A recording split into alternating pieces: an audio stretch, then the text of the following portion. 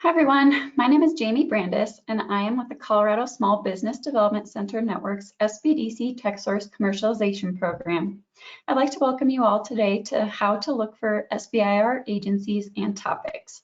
Very briefly, I'd like to introduce you to our state's TechSource Commercialization Program. This program is designed to support science and technology ventures throughout Colorado. Businesses are pre-startup through advanced second stage, so if you have an innovative technology, you're likely a fit for the program regardless of your stage of business.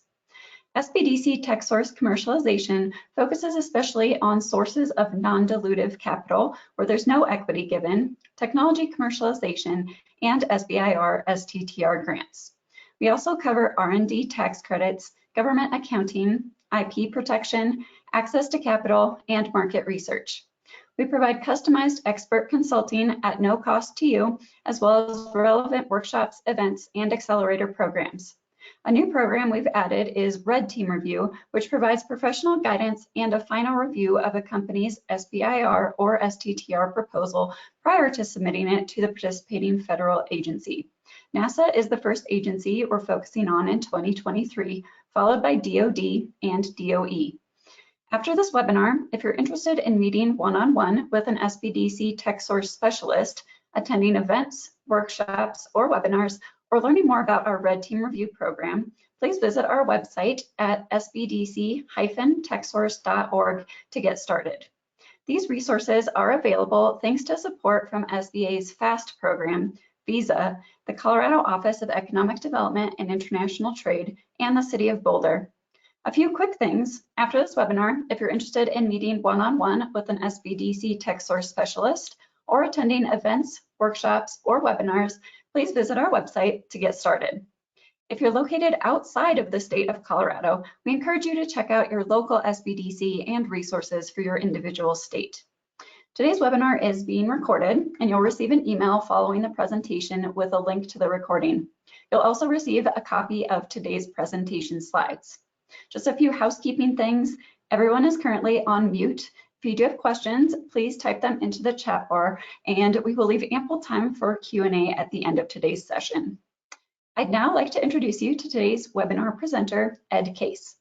Ed Case, president of eCase Consulting, is a strategic planning and business development executive with more than 25 years of B2B and B2G marketing and sales experience, with a focus in SBIR and STTR technology commercialization since 2005.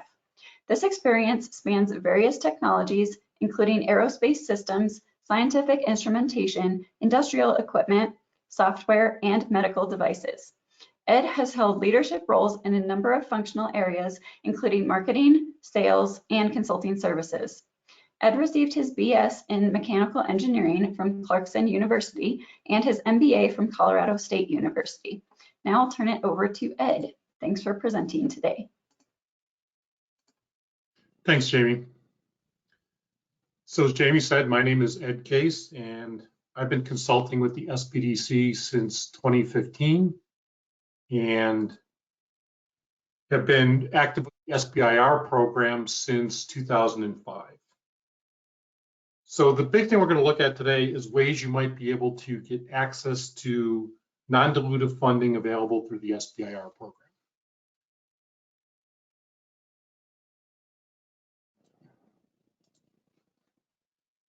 So the first thing to realize is there's 11 agencies that participate in the program.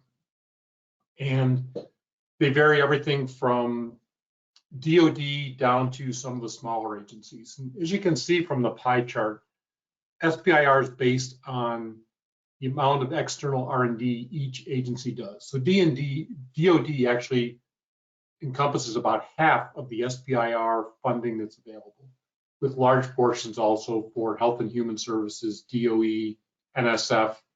And as you get down to some of the smaller ones, you find that they tend to award, tens of awards, whereas the DoD does hundreds of awards each year. So it's good to understand that. There's also the STTR program, and for the purpose of this discussion, there really isn't enough difference that I'm going to make distinctions between SBIR and STTR. So when I say SBIR, it applies to both programs. So there's 3 phases to the program, and you've probably seen this if you've attended any other SBIR presentations or participated in the program. Phase 1 is your proof of concept, where you're trying to de-risk your technology. Phase 2, you're trying to build a prototype to get into a relevant environment or a representative environment. And with phase 3, it's a little bit of a misnomer because it's really any funding that is commercialization. So any funding that isn't SBIR earmarked. It can be from the same agency. So in other words, if you get an SBIR from the Army and then deploy with the Army under a different contract vehicle, that still counts as phase 3 revenue. There's a couple other nuances to the program. There's this concept of direct to phase 2. And what that usually means is that you've, on your own or through some other means, have done basically the proof of concept part and you're ready to move to a prototype. There's only 3 agencies that can, so it's a mistake on the slide. The 3 agencies that can do direct to phase 2 are DoD, National Institutes of Health, and the Department of Education can all do direct to phase 2.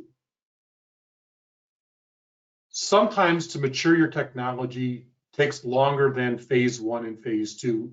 So different programs have supplements to the phase 2 program. So if we look at DOE, anything in yellow on these slides is going to be a link. So when you get them, be aware that you can link out to the exact same websites I'm going to. So Department of Energy offers phase 2A and phase 2B as the second phase 2 award. And there's the rare case where they do phase 2C, where they'll do a third phase 2 award. And then NASA also has their own concept of what to do after phase 2. They have what's called the phase 2 extended or phase 2E. They do phase 2 sequentials where you make it a second phase 2. And then they have another program that the CCRPP program, which allows you, and if we scroll down, you can see that a little more detail about the programs. A lot of these programs are matching programs. So while the government is willing to continue to fund you, they would like you to either have matching from an investor or committed revenue from a customer.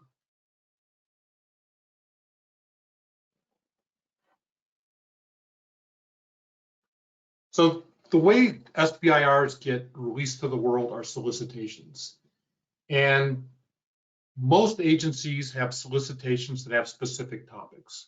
And we're going to go into a few of those for a couple of representative agencies.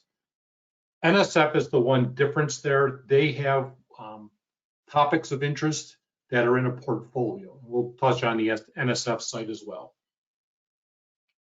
Every agency does things a little differently, and they even call things differently. So DoD uses broad agency announcements for SBIR solicitations. Department of Energy uses funding opportunity announcements or FOAs. So a lot of different terminology, but they basically equate to the same thing. This is the solicitation. Most of the agencies have their own cycles and timing when they do things, but particularly with DoD, they do a lot of out-of-cycle topics. NIH does that as well. And most of the solicitations will always be posted on SBIR.gov. It will also be available on the SAM site. Some are available on grants.gov. So there's a lot of different places to look. So this is kind of the calendar for everybody. And it's as current as it is in December, but different times things happen that throw this calendar out of schedule, in particular if like a federal budget hasn't been passed. So realize that there's some variation in that. And the way to kind of get around that is to try and be on the email list for the various sites. So the root of starting this whole process is figuring out what it is you're good at. What are the things that you do really well? And then try to figure out whether the government has ever funded something like that before. So you can go on to SAM and you can find out if they have ever and SAM stands for System for Award Management. So you can find out whether they've ever asked for your type of technology in the past. You can look at previously funded projects. So an example of that, we go to SBIR.gov, is you can see every SBIR award that's ever been made. So there's almost 200,000 of them. It doesn't include some of the most recent ones. They don't make it onto this site immediately. They usually give people a chance to actually execute on your phase one. But you can do things like search by keywords. So if we search for deployable antennas, if that happens to be your technology space, you can now see that we're down to 347 awards that have been made. And you can go through further and say, well, I want to do them for NASA. So if you clicked on a link like this, now you can see that there's 67 of them that NASA's funded previously.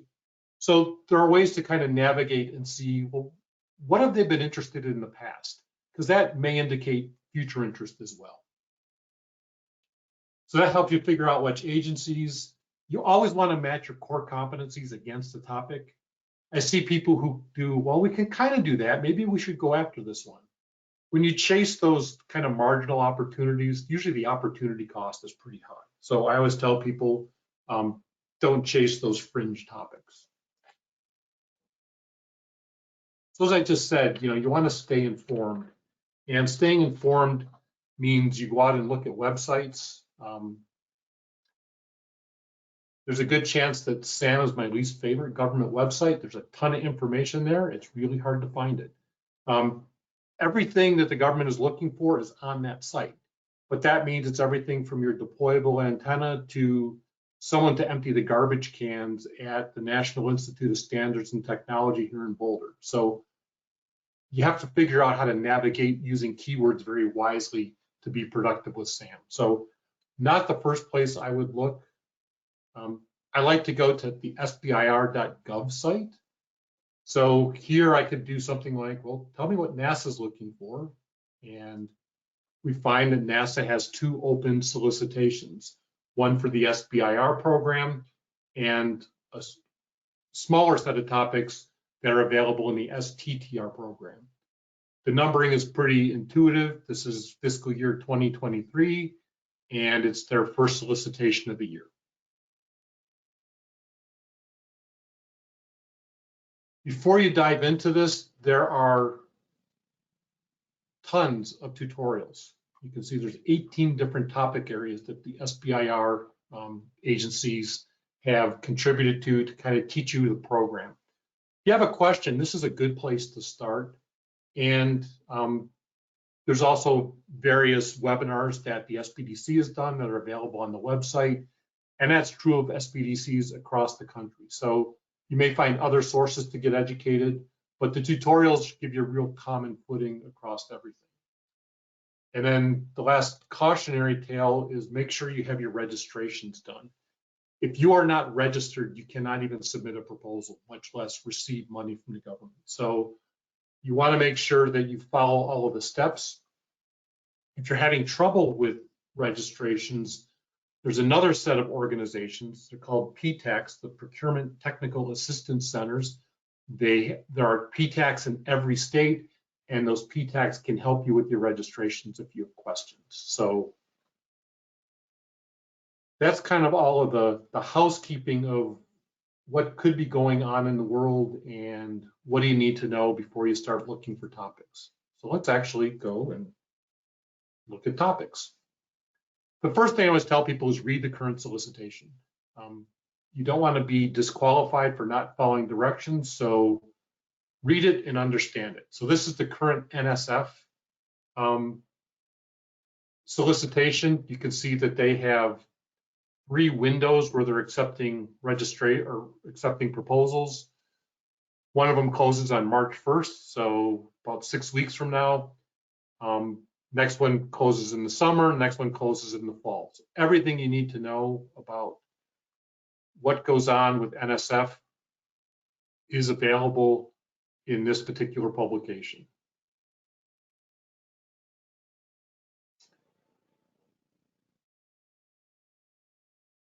So as I said, NSF is different because they use portfolios rather than specific topics in their solicitation.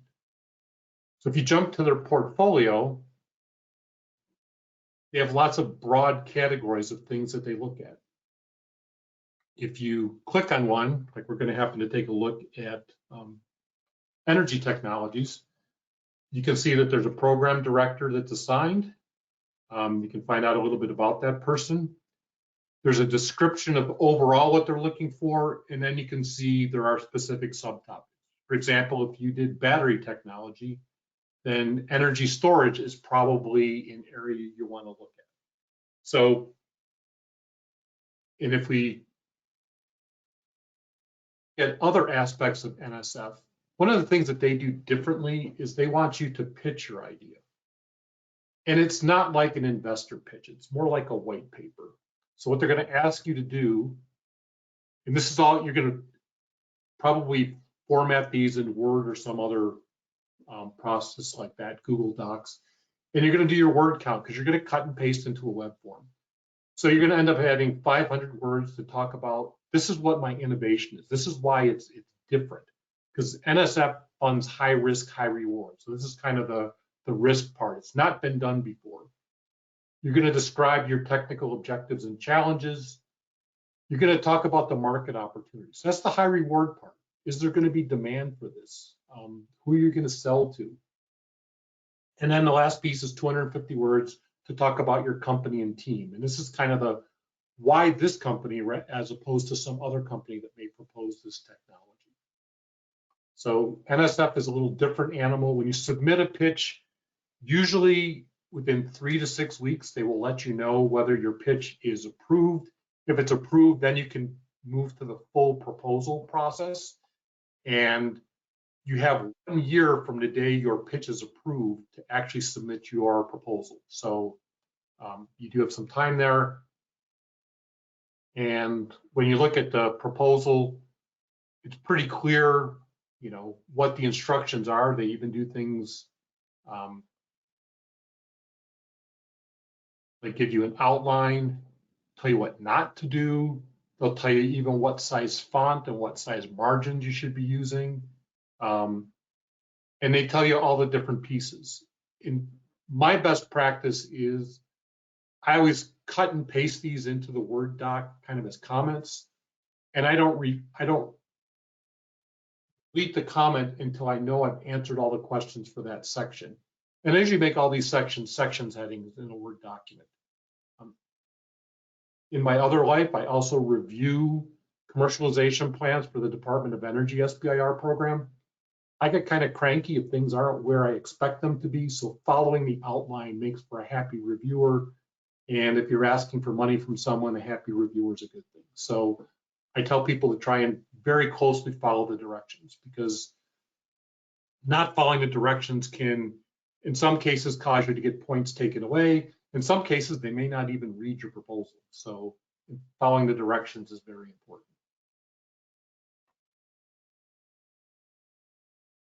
So when people think of the Department of Defense, you think of the normal, you know, service branches, the Army, Navy, and Air Force. Marine Corps topics are under the Navy. Space Force topics are under the Air Force. But there's also all of these other pieces out there. Defense logistics agencies. You think Walmart moves a lot of goods in and out of warehouses? You should see what the military does. Defense Health Agency. They're responsible for the health of active duty and veterans. So they sometimes look for health technologies. So if you've got something that's say a novel prosthetic device, you might think, well, NIH needs that because they're the medical people. Well, the Department of Defense may look at it. If you do stuff with satellites and Earth imaging, you might think, well, that's a NASA topic. Well, the National Geospatial Intelligence Agency, those are all those 3-letter agencies that we don't know what they really do. They look at Earth imagery. So understanding what parts go into the different agencies, you may find that there are multiple places where you could look to advance your technology. So the DoD solicits 3 times per year and some out-of-cycle topics. So we look at the announcement,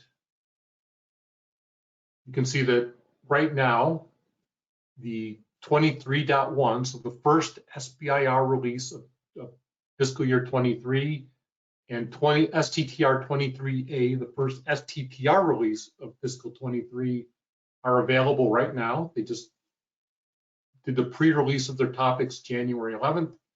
It opens February 8th, closes March 8th.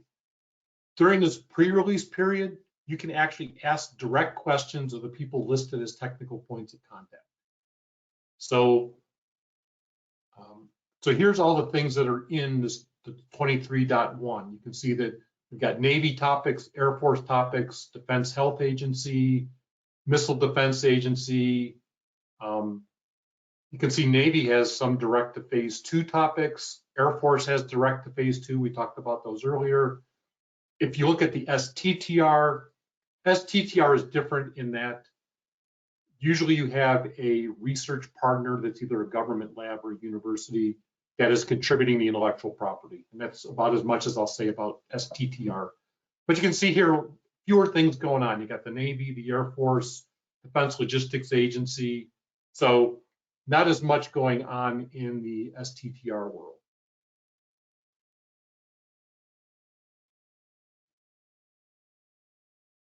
So we're going to actually go in and look at a topic. So I'm going to pick on the Navy this time. So you can see that the Navy, if you look here, they have 78 topics that they're looking for. Here's the technical points of contact for each of those topics. They have ranges of topics. You're able to send an email to them. So the same way you do a pitch for NSF, you might do a short email saying, you're asking for this kind of technology. This is what I do, and this is how I think it fits. Would I be responsive to the topic? That's a good thing to do because it helps the TPOCs, technical points of contact, know who you are. And sometimes they'll come back and say, we're interested in what you're talking about. Of the 3 things, of the 3 problems you solve, this is the one that's most important to us. It might help you emphasize things. So we're going to jump down to page 13 of the solicitation. And you can see here's all the topics that are out there. And if we look at a specific topic, so I'm going to look at one called the 0.27. These are very big documents, so what you find yourself doing is doing lots of searching through your topics, through these large PDFs. So we happen to think that we could supply a low cost, low swap, size, weight, and power, and high performance uncooled infrared imager. So they probably want to look for things at night or something like that. So one of the things that you notice right off when you start reading this topic is there's this thing called ITAR. A lot of times with the DoD, there are export restrictions on technology. So understand that, and if you don't want to live with export restrictions, you may decide whether you want to work with the DoD. Talks about the objective of what they're doing. They describe what type of technology. You just scroll down, they tell you, this is kind of what we think you're going to accomplish in phase 1. This is what we think you're going to accomplish in phase 2. Tell us about how you're going to commercialize this. Dual use means if there's a DoD need, is there also a civilian or commercial need? And then they give you references to look at. So sometimes the references can tell you why they're interested in the technology. It's some new innovation that's been come out of a university, a federal lab, another company.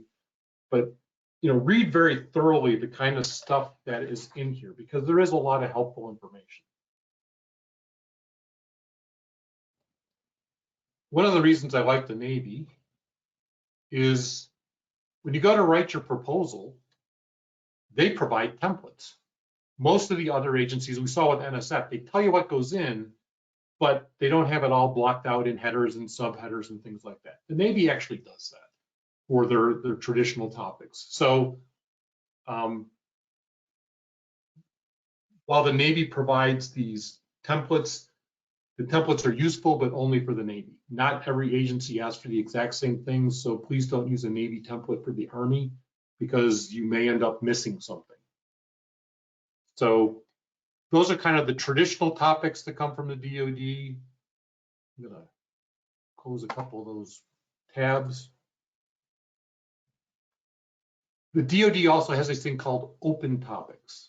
And what an open topic is, if we look at the announcement, now we're back to that funding opportunities page. So if anything's a .1, .2, .3, or .A, .B, .C, those are the traditional ones that come out. You can see that they have these .4 and .D, which are annual kind of topics that come and go. So these are the out of cycle ones. And just to really change it up, the Air Force does X23.5. And you can see that there's just a single solicitation out there. If we go into that solicitation,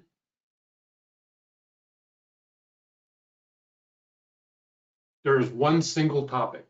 It's an open call for defense-related dual-purpose technology solutions with a clear Air Force or Space Force stakeholder need.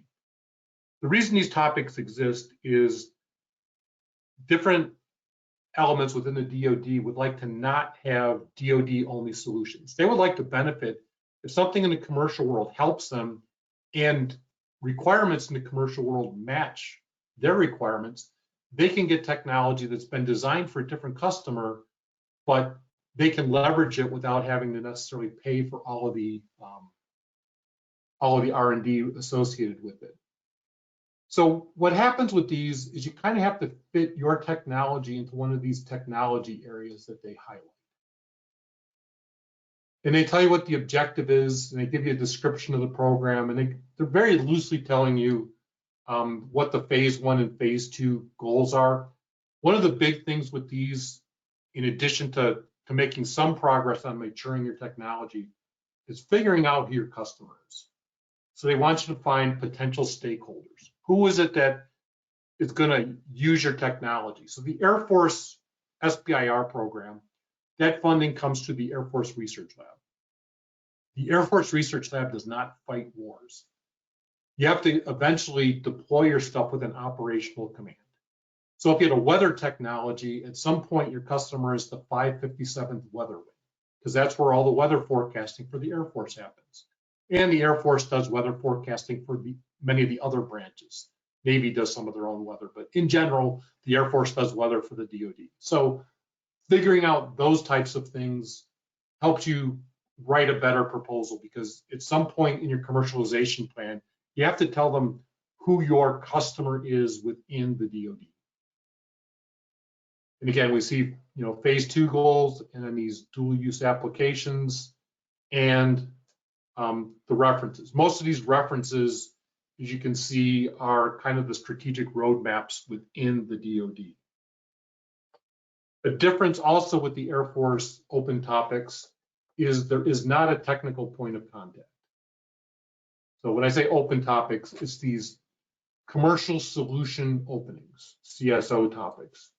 And what they typically mean is they have a webinar at some point that you can sit through and get educated about the topics, but there's nobody for you to contact.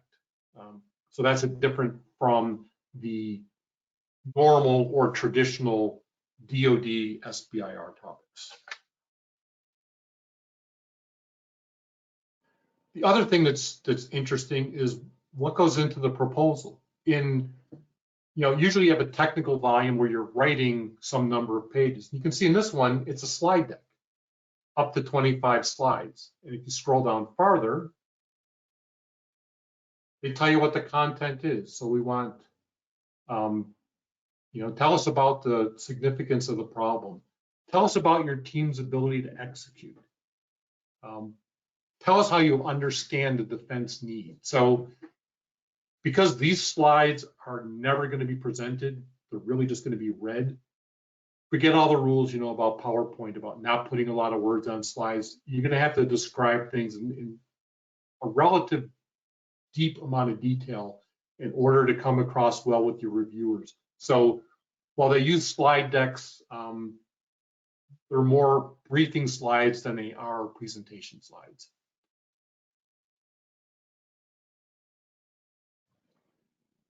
So now let's take a look at NASA. The NASA solicitation also came out fairly recently. And you can see they do separate solicitations for the SBIR and STTR program. And when you click on the solicitation, I usually grab the whole PDF, pull it to my computer and just search through it. I find that easier. But if you're just looking, so what topics are there in the NASA SBIR solicitation? The NASA site is very slow when you grab this particular document. So it'll take a couple minutes to load, and we can take a quick look at what's in the research topics and how they structure things. And you can see right here, it says this opened on January 10th and proposals are due March 13th. And that's pretty typical that between when you find out about the topics and when things are due, it's about 2 months. And the site is really slow today. There we go, finally. So, it's got some information here about, what the magic decoder ring is. A means it's aeronautics research, science missions, space technology. So if we wanted to look at a particular topic, we could open this, and here's a topic: energy storage for extreme environments.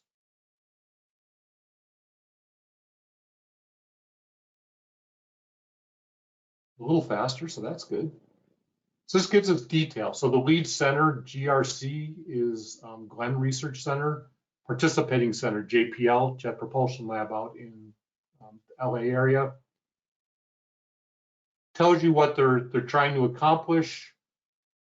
Talks about the expected TRL, technology readiness level. I'm not going to go into that, but you search, just Google NASA TRL or DoD TRL, because they are different. It gives you an idea of what level of technology maturity they're expecting. They tell you kind of what the state of the art is, and then they give you a couple references to look at. And again, these are kind of roadmap documents that are on the NASA website. So read things in great detail. One of the things with NASA is you can't contact NASA personnel while a solicitation is open. So that January 10th date or 11th, whatever it was when they released it, that made it start of a quiet period. And you can't talk to people again until awards are actually made. That's when they consider a solicitation closed. So what I always tell people is if you look at the previous year's topics, which are available on the NASA website, you can then find a technical point of contact and you can talk to them prior to the solicitation opening. And in general, topics tend to live for a couple of years in the NASA SBIR process. So if they were looking for it last year, there's a good chance they'll be looking for it this year. And then a fairly detailed discussion of what goes into your proposal. Here, like I say, they even have what size fonts you can use, nothing smaller than 10 point. Like I say, it's pretty well defined. And then they give you the outline. Here's what your table of contents should look like. They even give you the suggested page limit. So if you find out that you're way over or way under one of these limits, you may think about how you've structured your proposal. Talks about, describing the market opportunity or your commercialization plan. So these are all the pieces that go in once you've identified a topic. And for the NASA one, it's massive. Like I say, I usually grab the entire PDF and I do keyword searches because there are 300 pages of topics in the NASA solicitation. So if you're looking for a little light reading, you can read the entire thing, but I tend to chunk things out and do smart keyword searches through the topic. Department of Energy is another one that's out there. So the Department of Energy asks for things twice per year. So here you can see they've got their funding opportunities. So what they do is they publish their topics. So for the one that's currently open, They released topics back on November 7th. They held a couple webinars to talk about the topics. They actually released the funding opportunity announcement, the FOA, on December 16th. And proposals are going to be due on February 23rd. The one thing to realize is this other date that's sitting in here, letter of intent. And Department of Energy used to be the only one that does a letter of intent. I think Homeland Security just started doing letters of intent. But what goes into a letter of it, well, let's look for a topic first before we jump too far. So if we look for a particular topic, I'm just going to cheat and go find one of the topics that I already had picked out for us.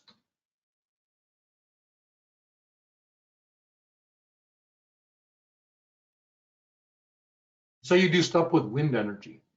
So you can see that, you know, phase one, $200,000. Phase two, you can get 1.1 million. You can see the description. You know, they give you some background about what the market is. They talk about what they want in the application. This is kind of an open topic, but they do have areas of specific interest. So whether you're going on the grid or doing stuff offshore, things that help the wind turbine manufacturing process, things to more successfully site these wind plants.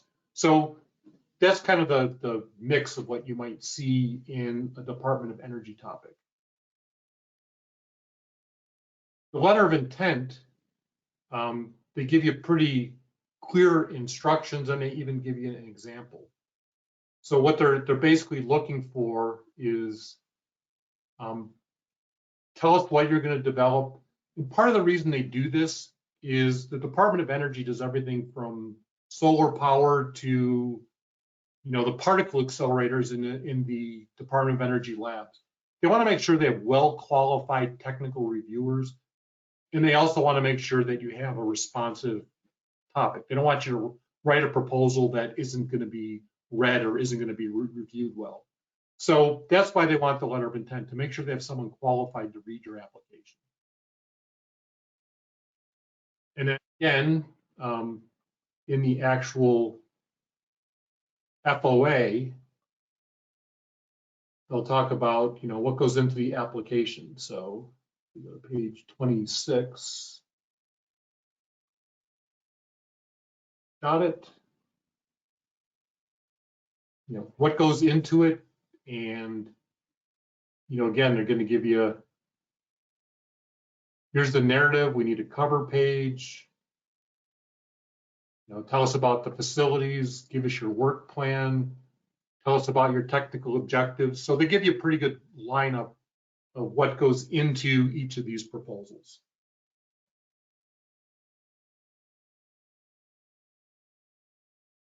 I'm going to touch on one last thing that isn't directly related to topics, but this is where I live, is in the technology commercialization space. And SBIR money really only pays for you to mature your technology. It doesn't help you create a product because it doesn't pay for market research. It doesn't pay for you to get a patent to protect your technology. It doesn't help you do a lot of things that are needed to make a product. So most of the agencies have this discretionary technical and business assistance, and, you know, things that make better technical decisions, help you commercialize, and that can include product sales, IP protection, market research, market validation, development of regulatory plans. So if you're doing stuff that needs FDA approval, or if you're doing something that's going to fly and needs FAA approval, those are things that you may pull together.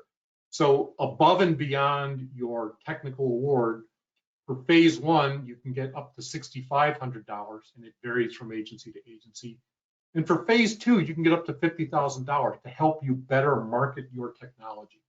So For a lot of the agencies, they have someone defined to provide those services for phase one. And they usually give you a report in a set format. They also give you the opportunity to choose your own vendor. If there's someone you're working with, or if you're doing patenting, you may have an IP attorney already picked out. You can get those funds and designate them for a particular vendor. So we've covered a ton of things. It was kind of this whirlwind tour. Hopefully, as you get a copy of the presentation, you can go in and actually hit some of those sites and read things faster than me flashing them by on the screen. But that's how I help clients pick topics, is I kind of figure out what they do, determine what agencies might be the right ones for them, and then comes the drudgery of you got to start reading these solicitations and actually finding the match. So that's what I got. Thank you so much, Ed. So if you do have questions, please put them into the chat and we'll work on those now. So we have one question that's asking, is it common to apply for the maximum funding amount for your grant, or should you aim for your budget to be under that maximum award amount? Great question.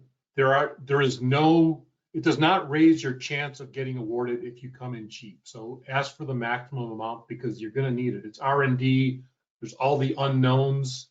And for some of these, like the Department of Defense, it's a firm fixed price. So you have to deliver. If you under budgeted, you got to eat your profit and still deliver to the DoD. So I always tell people, I mean, when I review, if it's a $100,000 limit, most of the proposals come in at $99,863. They don't leave a lot of money on the table. So good question, but yeah, always try and think out a work plan that leverages most of the available funds that are out there. Great, thank you. So this question is, can I, and if so, how should I submit an idea to multiple agencies without hurting my chances with any of them? It's another great question. So I didn't go into that. The fundamental rule with the federal government is they won't pay for the same research twice. But if you have a product and there's different pieces of functionality you want to build, because one of the things they're going to ask you in the solicitation is, have you proposed this somewhere else? Because when you get to the point of award, if you've got multiple awards for the exact same stuff, you're going to have to pick one and work with the contracting officer for that agency. But if you've got a core technology and you're building feature A for NASA and feature B for the Air Force, and they're different work plans, you can accept both of those awards. So the best way to get the most is to come up with unique scopes of work for each proposal that you're submitting. Great, thank you. So this question is about if there's multiple solicitations that go out in a year, like you said, DOE has 2. Is it typical that both of those would have the same topics, or are they typically completely different? That depends from agency to agency. So for the DOE example, DOE looks for totally different topic areas in each of their solicitations. With the DoD, you may find that similar topics live from solicitation to solicitation. A lot of the other agencies only do things once a year. NIH puts out the same set of topics and has 3 different deadlines. So they only do 1 solicitation, but you respond at 3 different deadlines. So, so that's one where, yeah, the same topics do live across multiple deadlines. Great, thank you. And then you said with like NASA, it's typically within 2 years they're about the same topics. Do you see that with other agencies too, that across different years there are similarities, or are some of them completely different again? Actually, it's pretty common. I would say that like the Department of Agriculture does a lot of the same topic areas. DOE probably changes the most. They'll have the same broad topic, but the subtopics may be very specific and very different from year to year. DoD has the most topics, so yeah, there is a lot of overlap because you just saw that Navy one had what, 72 topics or something like that. So, and you may find that like with the Navy, past history is not an indication of future performance, just like your stockbroker says, but the Navy tends to front load things. So 23.1 probably has more Navy topics than subsequent ones, but that's true up until the point it's not. So, read every solicitation and look at things. So.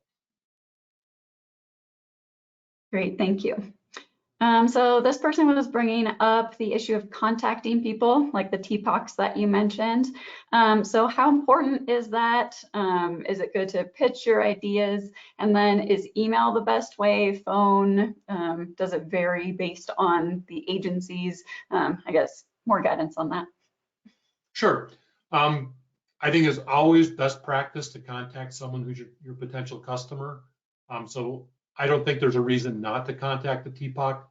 I always send an email. If I don't get a response to the email in 3 to 5 days, so long enough that they may have forgotten about it, but short enough that it's still in the top part of their inbox, and just follow up and say, hey, I sent you an email, hoping to get some feedback on that. So I always do email and then follow up in a couple days if you haven't heard back. Great, thank you. So this person is asking about the timing of performance. So they're asking, what is the required timing? For example, NASA SBIR phase 1 has a selection announcement date of June 5th, but then when would the range of start dates be for that? So unfortunately, when you get the award, the next step is you have to negotiate your contract. Your contract could take a week, your contract could take 3 months. So, but it's usually 6 months of funding. So whenever your period of performance starts when your contract is signed. And do not start work until your contract is signed, because if something happens and they never sign a contract, if you've done work, you don't get paid. So in general, what I see is NASA's usually kick off sometime in the summer. NASA, I'm saying this facetiously, does you the favor of, at the same time you're writing your final report, you get to write your phase 2 proposal. So you're doing a lot of writing right now because NASA's are due today. So your period of performance usually works out so that you're finishing up in January or whenever phase 2s are going to be due, and then you start your phase 2 process. So so usually it's a couple weeks to a month to get under contract. Some of the special topics with the Air Force and the other branches of the military happen more quickly, but those are usually $50,000 rather than the higher amounts, and they have a shorter period of performance. They're only 3 months. So. Great, thank you. So this person is asking about NIH, National Institutes of Health, and if you have any experience or tips with solicitations from NIH. Yeah, I didn't do NIH. I don't do as much medical technology. NIH is the most complicated one to do. You can get help through the SBDC, but NIH has a number of extra steps you have to go through, because if you're doing research that involves human, there's another form you have to fill out. Repeat the question for me. I went off on my tangent and I probably just am not hitting the points. So it was just, do you have any experience or tips with solicitations from NIH? So NIH is complex. Read things. There's a lot of things that you have to read. There's a lot of handbooks. That's one I think that having SBDC help or help from someone who's done NIH before to kind of guide you through the process is very useful. So, the SBDCs usually have some level of expertise, And if you need a deeper level of expertise, you may have to actually have a consultant that help you through that. But NIH is a great source of money, but it's a complex process.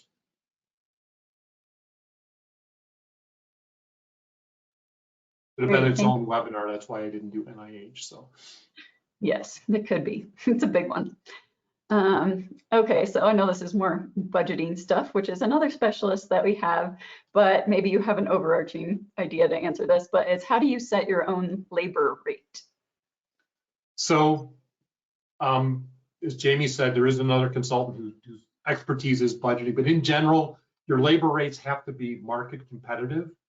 So, if you're paying yourself a salary, that kind of set your labor rate. Sometimes you have startups that haven't been paying salaries. You have to pay yourself a salary to execute the SBIR. You have to pay people. So you can go to, salary.com and find out what the market rate is. You can go to the Bureau of Labor Statistics and find out what the average rate is. You also want to set an overhead rate. How much are you paying on top of salary for benefits, vacation, things like that? Don't ever set your overhead rate to 0 because that will eat your profit. You will make a mistake, you will eat your profit. So that's one. And sometimes, if you're going to hire somebody to do part of this, you can have personnel that are to be determined, and then again, you use whatever the market rate is from Bureau of Labor Statistics or salary.com for a software developer, a test engineer, whatever that technical person is that you're going to need. But as Jamie said, there's someone who does this in great detail. So what I just told you, he could tell you, the dot the I's, cross the T version of that little soliloquy. So. Thanks, Ed. And if anyone wants to have that consulting, one-on-one consulting, you just register on our website. You do have to be in Colorado, but just want to throw that out there if you do want that consulting. Okay, this next question is long, so I'm going to try to condense it, but it's really kind of wanting to understand better about phase 1 versus phase 2 expectations and kind of what stage you need to be at. So this person gave some examples, but is phase 1 just a detailed design and phase 2 more realistic? Could phase 1 be a demo for a few scenarios and then phase 2 is more concrete? I guess just kind of some of those nuances between the two. Sure, we can talk about a couple. So, for example, if part of your technical plan for your final deliverable, your phase 3 deliverable, has this complex user interface. Phase 1 might just be storyboards that you've done focus groups for, and people said, yeah, I'd like it to work like that. Or you could have designed a single path. So there's 20 buttons and only one works all the way through the workflow. For hardware, you may have done like a breadboard configuration on your lab bench. So you've got, resistors and stuff kind of soldered in there, but it demonstrates that the concept works, but it's certainly nothing you could put into an operational environment. Phase 2 with software, you're probably going to have, develop things more fully. You may have a test harness. You may have done a beta test with a customer. For hardware, say it's a circuit board again, you may have taken the design and gone out to someone and had a small quantity fabricated so you could do testing.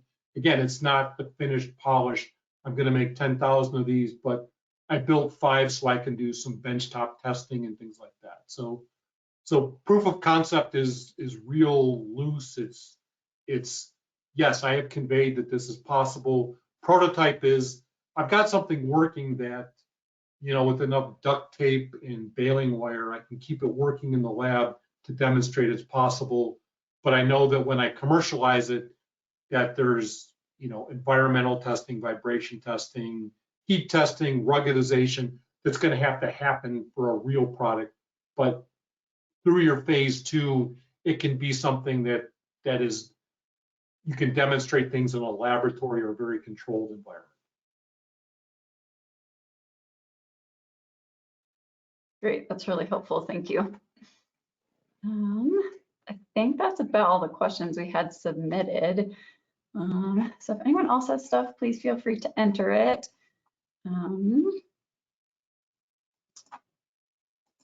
So I guess just kind of overall, if you're brand new to this, what is the typical timing that you've seen for developing the proposal and submitting it? And, you know, just what to expect for how many hours you need to put into preparing this? Yeah, so I tell people that the first time you write a proposal is probably 60 to 80 hours. You know, you really have to put the time into it. Other things timeline-wise, when you're awarded a phase one, when you're executing your phase one, you still have to do some customer discovery. You have to talk to your intended audience, because when you have to write your phase two, your phase one commercialization plan might be 3 pages or a page. NIH wants 15 pages. So you have to have a lot of information. So you have to, even though you're not getting paid to do that as part of your technical research, you need to be working on those things so that you're informed. And what I always tell people is the funding timeline from the time you write your phase one, then you wait a couple months to get awarded. You have 6 months to 9 months to execute it. Then you write your phase two proposal and you wait for that to get awarded. Then you have 2 years to execute it. From the time you write your phase one to the time you spend out your phase two, about 3 years. So if your technology has a really tight window of opportunity, you can still use SBIR funding, but that can't be the funding driving things because you can't make it go faster than 3 years. That was kind of a longer answer about timeline, but those are some milestones to consider. Great, that's really helpful. And just kind of generally with the agencies, have you found some that are more easy to navigate than others, or kind of what's the spectrum between the 11 agencies? I think the USDA is pretty easy to navigate, but they have a smaller pool of money. DoD isn't that hard to navigate. Finding your customer within the DoD can be hard. And sometimes phase twos, you may need a clearance to actually execute your phase two. That doesn't happen all the time, but there are very specific technologies. Like if you're doing stuff for spy satellites, there's a good chance that at some point you're going to need clearance to actually execute. In general, for phase ones being awarded, it's about 17% of all phase one proposals get an award, and that's across agencies. It varies from 15% to 25%. Phase one to phase two is about 40%. That math falls out pretty easily because like the DoD may fund 3 phase ones, but only 1 phase two. So 1 in 3 is 33%. They may fund 2 phase ones, only 1 phase two. 50%. Guess what? 40 falls right between that. So, and I don't have numbers for direct to phase two, but I suspect they're closer to that 17% number than they are to the 40% number. Great, thank you. So I think we have time for one more question that was submitted, which is, if you have phase one funding, do you have exactly 6 months for execution with a set start and stop? And what happens if you need to take a short 2-week vacation during that time? So you get a defined period of performance. If you find out that you're not going to finish everything, you can ask for what's called a no-cost extension. So they won't give you more money, but they'll give you more time. So if, say there's a family emergency, you've got to be, your spouse is sick and you got to take 3 weeks off to deal with that. There are allowances for that, but in all cases, don't assume. Get authorization from your contracting officer, which is not your technical program manager. Your program manager can tell you what he likes. He can't change your contract. Do not do anything that's not in the scope of your contract because you risk not getting paid. So if any of those changes come up, like you need a no-cost extension, you have to ask your contracting officer and get authorization. Great, thank you. So about up on time, do you have any closing thoughts you want to leave us with? Realize that the SBIR program across all agencies is the largest startup funding available, and it's non-dilutive funding. You don't give up part of your company. Companies like Qualcomm started as SBIR companies. So there are companies that become big successes. And I know a lot of SBIR companies that get acquired. We have a local company in Longmont that we work with that was acquired by General Atomic. So, you know, there are ways to, you know, become that big company by starting as a small company doing SBIRs. And you can be one person, you can be a handful of people, you can be working from your garage. They're really looking for, do you have the knowledge and the ability to solve their problems? Awesome. Thank you so much, Ed. And we'll see all of you later. All right. Have a good day. Thank you.